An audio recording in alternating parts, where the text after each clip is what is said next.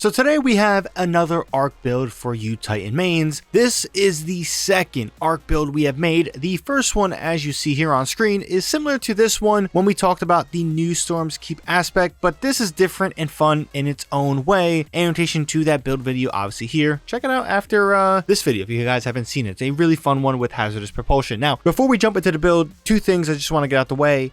If you guys enjoy the video and want more from me, be sure to hit that subscribe button and bell to be notified on when I drop more content. Also, so you guys can pull this build for yourself, a dim link will be in the description and pinned comment down below, so you can easily pull this build and check it out for yourself. Now, with that being said, let's jump into this build. Now, for our main exotic, we will have three here. The main exotic armor piece will be Citan's Rampart. I know, fairly different option, but this saw a very much needed buff or PvE, making this exotic, yes, a viable option in PvE. I know, very shocking. The other two exotics are weapon options. The one you will see here in the gameplay and the main one we'll be talking about in the loadout will be Quicksilver Storm. But if you guys want Thunderlord, you can use it here. It is very good. I won't go into details because that will just make the video longer, but just know that Thunderlord is a viable option for the loadout. Now, let's jump in and focus in on Citan's Ramparts. This exotic perk, Assault Barricade, reads like this. You and allies can shoot through your towering barricade. This in PvE saw changes to make it not useless.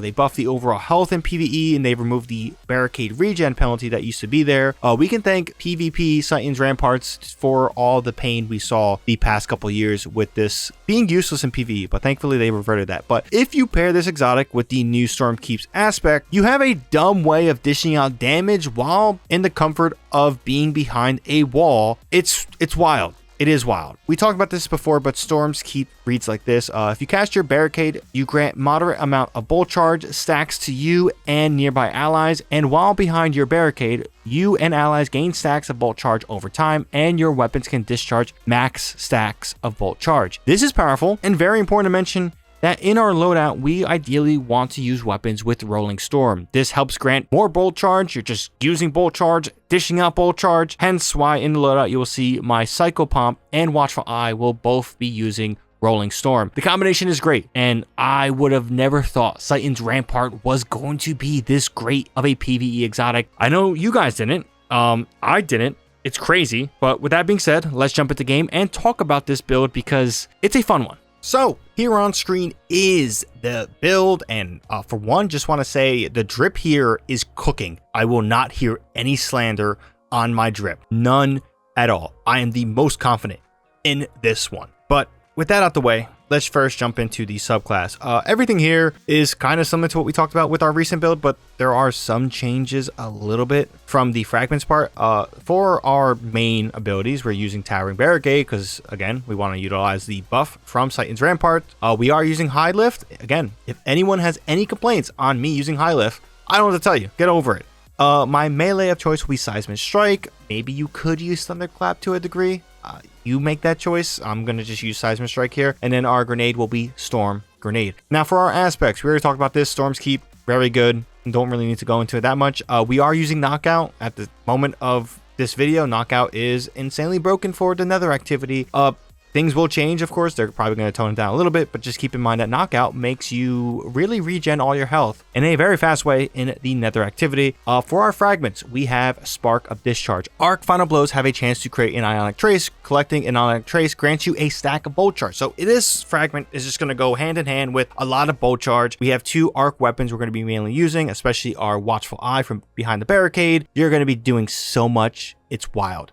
For our next one, we have Spark of Focus. After sprinting for a short time, your class ability regeneration is increased. This is a nice subtle one for helping us get our barricade back as soon as possible. We have Spark of Beacons. This is similar to the build video I made. While you're amplified, your arc, special, and heavy ammo final blows create a blinding explosion. This is dumb. This is powerful. You're kind of always going to be amplified here. And if you're using your heavy or your arc special, this shit's crazy. This is a wild fragment. Still can't believe it is not toned down, but good thing it's not toned down. And then next to that, we have Spark of Recharge. While critically wounded, your melee and grenade energy regenerates more quickly, depending on the activity, whether it's the nether or something else, will depend on how valuable this is. You may switch this out for something else, but I like this here. I'll let you guys be flexible with that fragment. So with our loadout, really good stuff here. For both our weapons, like we mentioned, Cycle Pump, we have a video on tomorrow. We have Rolling Storm, really good perk there. And then for Watchful Eye, we also have Rolling Storm on this version. Really good here. You're getting tons of bolt charge, things like that. Our weapon is going to be Quicksilver Storm. This is Strand. You'll see with the seasonal artifact, you can get unraveling rounds.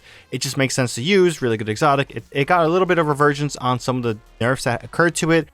In general, it feels a little bit better than what the nerfs were. Still probably not as powerful as it once was with that grenade launcher, but very good exotic nonetheless. For our armor mods, we have Heavy Ammo Finder. In the case of what I was doing here, you could switch this off for something else, a Strand Siphon and a Harmonic Siphon, which turns this into a Arc Siphon. For our arms, we have Fireball, Fastball, and Momentum Transfer. We're going to be doing a lot of grenade stuff here, and Fastball is just there because I feel like I would like to throw my grenade a little bit farther here.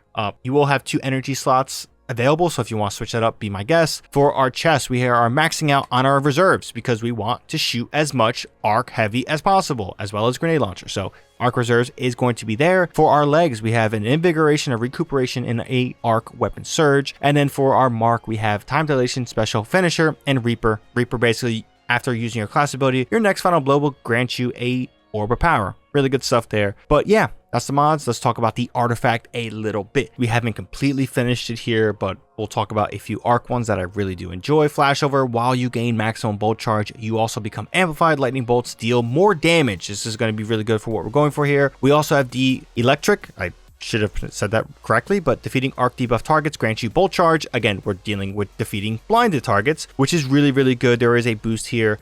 We don't yet have that. Photonic Flare. Defeating an exhausted or severed target with arc damage releases blinding burst. This is a little bit of overkill, but again, I don't care. This is really good. And then since we are using that Strand, we're unraveling orbs, picking up orb power or tangle grants Strand weapons unraveling rounds. This would be great for our Quicksilver Storm. And Overclock and Load is another mod from the artifact. While you are amplified and or have bolt charge, arc weapons gain increased handling and reload speed. Just a little bit of the over tuning of reloaded, things like that. But that's some of the seasonal mods I've been using. I haven't really touched this final column because obviously I don't bounty hoard and things like that. But overall, that's the build. Let's jump out and give you guys my closing thoughts.